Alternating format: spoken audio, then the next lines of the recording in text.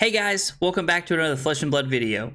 This video is proudly brought to you by the House of Cards, the official sponsor of my stream. Be sure to check out the link in the description below for all of your Flesh and Blood needs. Playing Fai into Uzuri is one of my favorite matchups to play.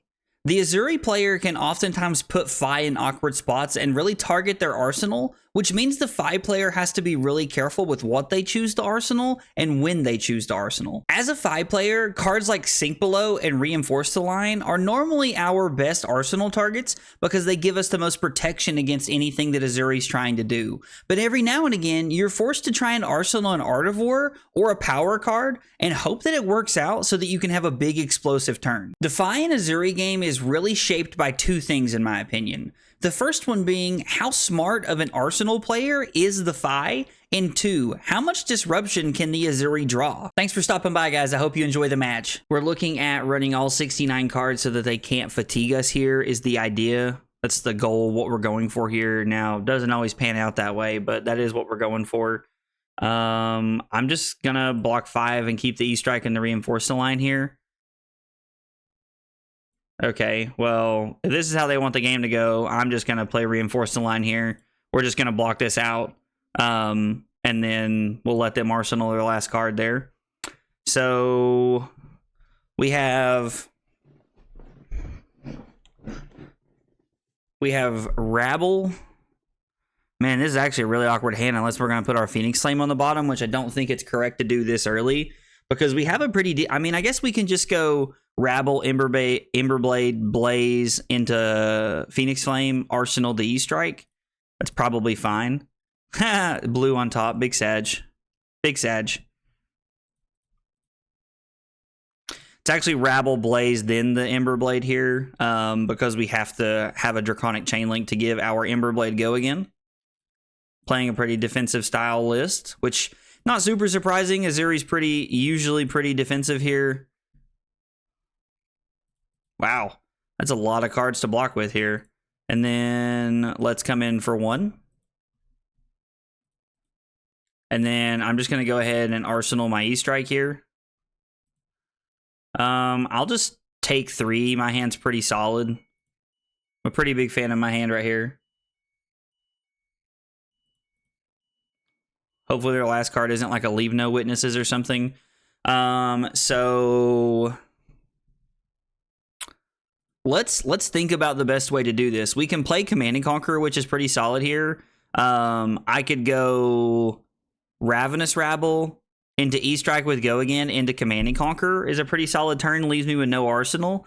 I could also go Rabble, Rising Resentment, Emberblade, Phoenix Flame, E-Strike putting CNC on the bottom. I think having a late game CNC is probably pretty good. But CNC also has a pretty relevant on-hit effect here. Let's keep the E-Strike in our arsenal, and then let's just throw the CNC on Chainlink 3 here, and just try to pressure our opponent's hand here. Looking like they don't really want to block, so... we get to go 4 Go again, because there's a Rabble on top. So our opponent just gonna, nope, they give us the Fate Foreseen there, okay. And then we'll probably get 2 cards out of their hand if I had to guess with the Command and Conquer here. It really depends on what they arsenaled. They could have arsenaled a card that they don't really want, but they felt like they didn't really have an option last turn. Kind of depends on, really, ooh, so they give us Command and Conquer and they give us Flick Knives. I don't know that I agree with that play.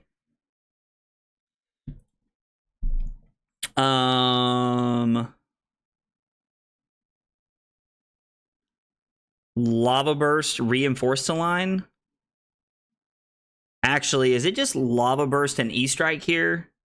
Yeah, and then I get to go E-Strike for 7, putting the Rabble on the bottom. This is pretty good. And then we're just going to need to make sure that we pitch a red card. So that we have a red on top for our Rabble. Well, I guess it's not quite that simple. There's more to pitch stacking than that, but... and now we have our Reinforce the Line in Arsenal, which is pretty solid for us.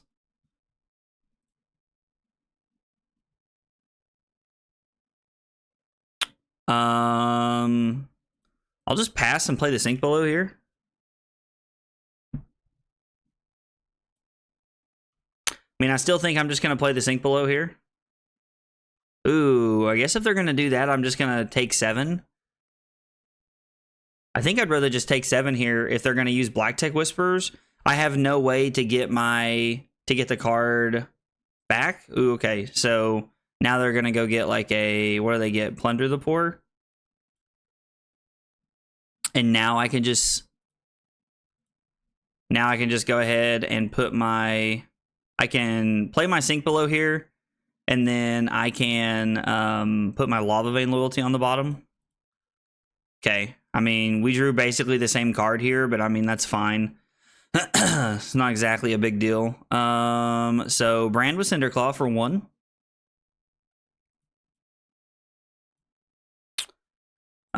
Double Strike for 2 because of Shuko. I was like, they'll probably give us a card here if I had to guess. Not many cards they have want to block, like, you know, want to block like 1. So them blocking with a 3 block there on the 2 makes a lot of sense. We'll throw the Double Strike for 1. We'll activate Fai. We'll come in for 1 more right here. And then our opponent is, we're currently down 3 points, which I'm not a huge fan of, but again, I'm pretty much always going to take the Rabble. The Rabble just really doesn't matter. Uh-oh.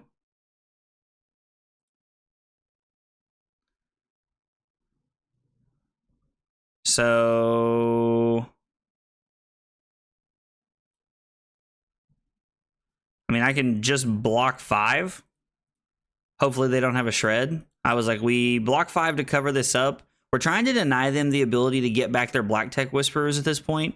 And then let's lead on Mounting Anger, because if they have a D-React, we'll draw it out pretty quickly here.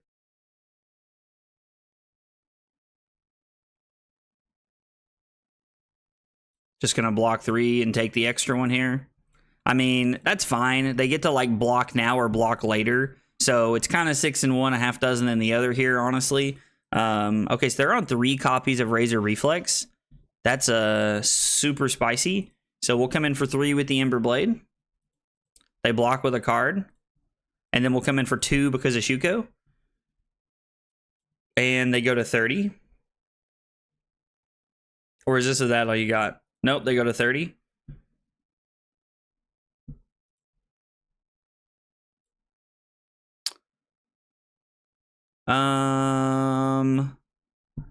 I want to arsenal my Reinforced line here.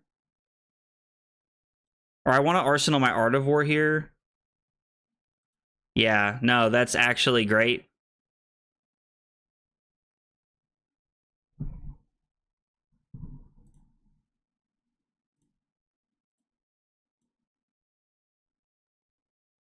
I blocked with the wrong card. I completely blocked with the wrong card because I can't reinforce my Warmonger's Diplomacy.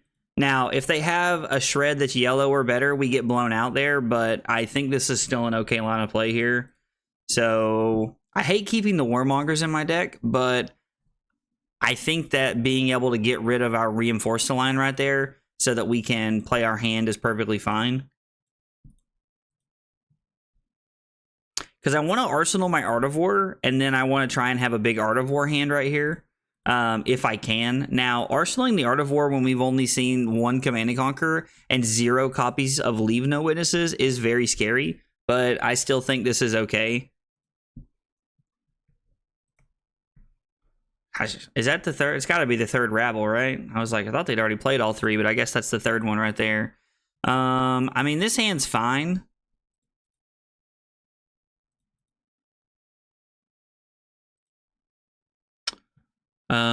Would cost 2 or less. Okay. I mean, that's perfectly fine. They're playing a very like a very like contract heavy version of the deck.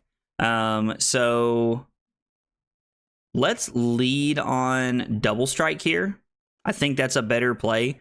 And what we're going to do is we're going to play the Art of War, pitch the Salt and Wound. And then I think I want to banish my Lava Burst here. I'd rather keep the Ronin Renegade so that I don't get punished by more Chain Enders.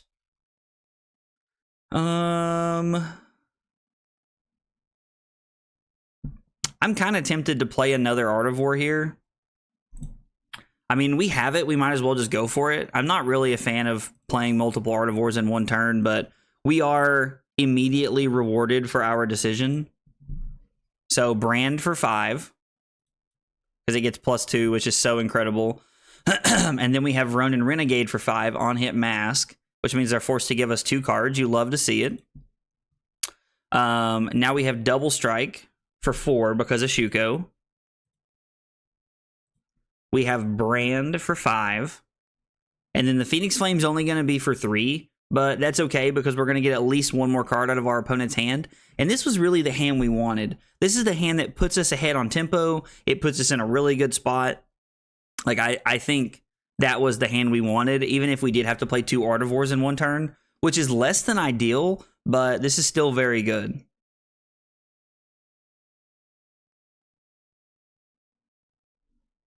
I think our opponent's deciding if they want to block here or later. I mean, that's fine. Like, either way, they're playing the stop mask. I don't really know why they decided to block 6 there. Maybe they felt like their hand wasn't that good. I don't know. This hand is pretty solid. All 0 costers is pretty weird. We do play, you know, quite a few 2s and 1s in the list, so pretty surprised to see all 0s here. But this is still not a bad hand here. The Ancestral Empowerment looking really good. Not that it's like gonna do a lot, but it's still a good card. They block 4 here. We're gonna pitch the Salt and Wound to come in with 3. If we pitch the Salt and Wound to come in with Emberblade here, it gives us the ability to go get our Phoenix Flame, which I'm a really big fan of.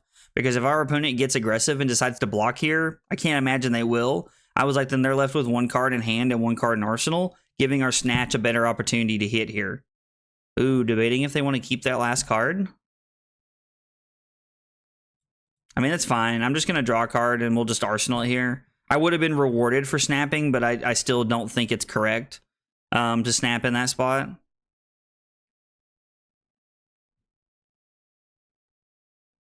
So if I block 5 with the Command and Conquer and the Bittering Thorns, my hand is rising.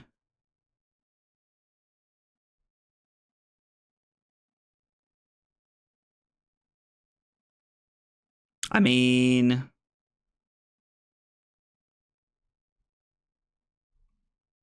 let's think about this here. Let's make the best play that we can here. So if I block Command and Conquer and Furnace, I'm getting to cover 4 unless it's a Shred. If they have a Shred, then I'm just in a bad spot.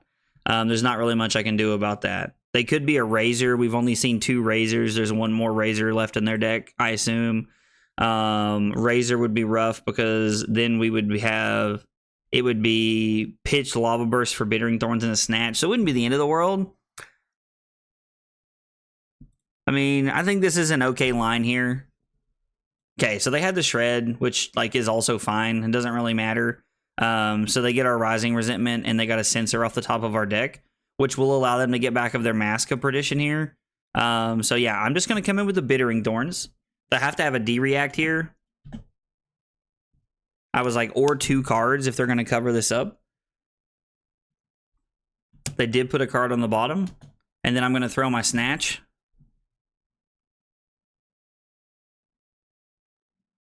They give me Shakedown and Tunic. Interesting. So very surprised to see them give me Tunic right there, but...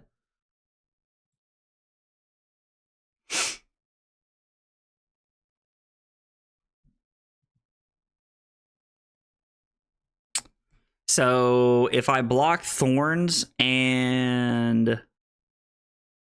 You know what? Let's block Snatch and Shuko here.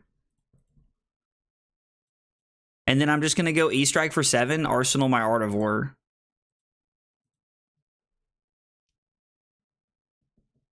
I like keeping the Bittering Thorns in our deck because it's a very good second cycle card. That's a breakpoint and puts on a lot of pressure. Plus, there's no guarantee we have go again because we'll probably use our snaps here on this next turn if I had to guess. But so giving up the Snatch over the Bittering Thorns was basically a concession to the fact that we'll probably have to use our snap somewhat soon. This is not a great hand.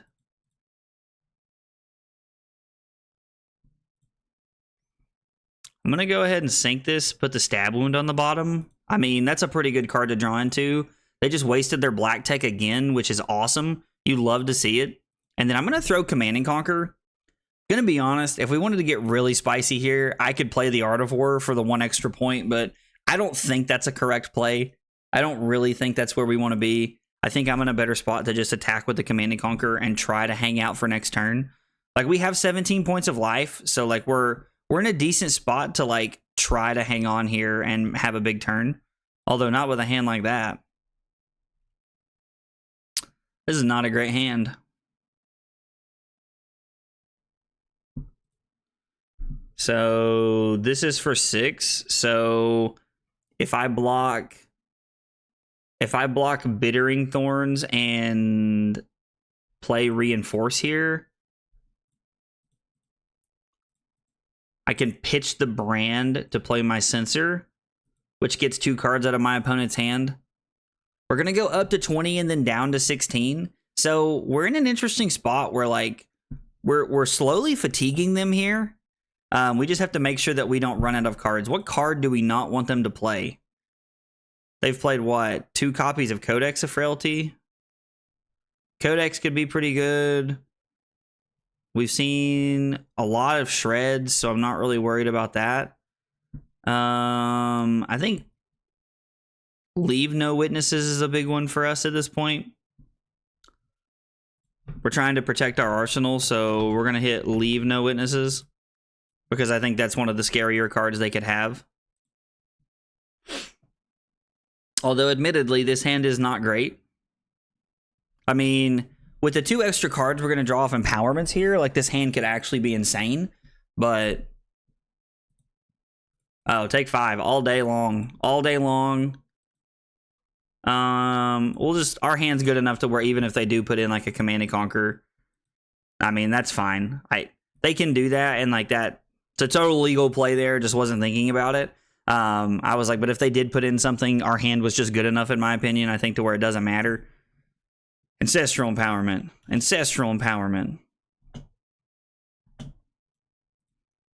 So, Emberblade gets a card. Emberblade guaranteed gets a card.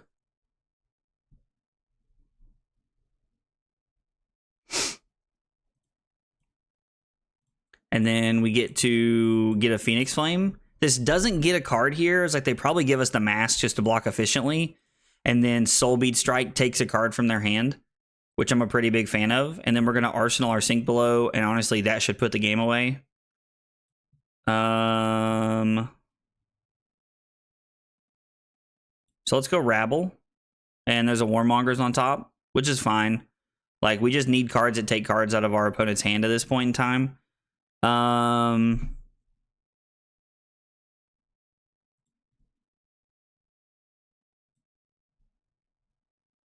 So if I throw Lava Vein Loyalty and snap Emberblade into Phoenix Flame, I get 2 more cards out of my opponent's hand here. If I go get a Phoenix Flame back, that does nothing. Emberblade takes a card, Lava Vein for 1. Or I'm sorry, I guess it would technically be pitch Lava Vein for Fai to get a Phoenix Flame. Pitch Stab Wound for Emberblade, and then this takes a card in their hand. So I get to keep my snaps. I get to keep my snaps this way, and I'm still going to take 2 cards out of my opponent's hand, which is fine.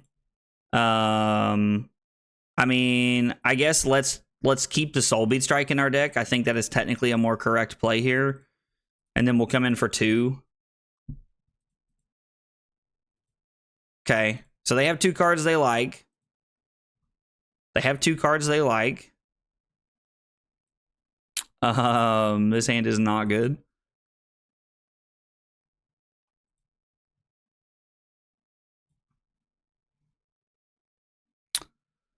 I mean, we might as well go ahead.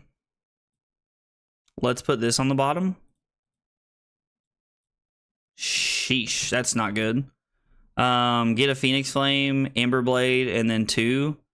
So again, we're taking 2 cards out of our opponent's hand here. which I think at this point in the game is really all we need to be doing, is just taking cards out of our opponent's hand. Give me a card. Give me a card. And then we're going to go up to 9 and then down to 5. Okay, so there's our last D-React. That's fine. And then we're going to go Salt into that. And now we have a playable hand. I'm definitely going to block with Mask here. No reason to give up my blocking cards if I need to. Codex is pretty good. What did they get? A Leave No Witnesses? LOL. CNC's for 5. E-Strike would be for 6. And they have 2 cards in their deck, which means I just win, right? I guess technically no.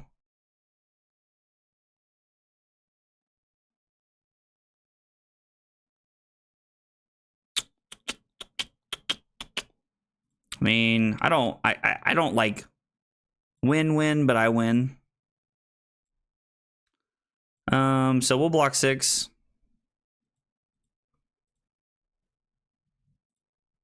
And then we'll buff power so that you have to give me... Oh, they arsenaled their other card? That wasn't very smart, but either way.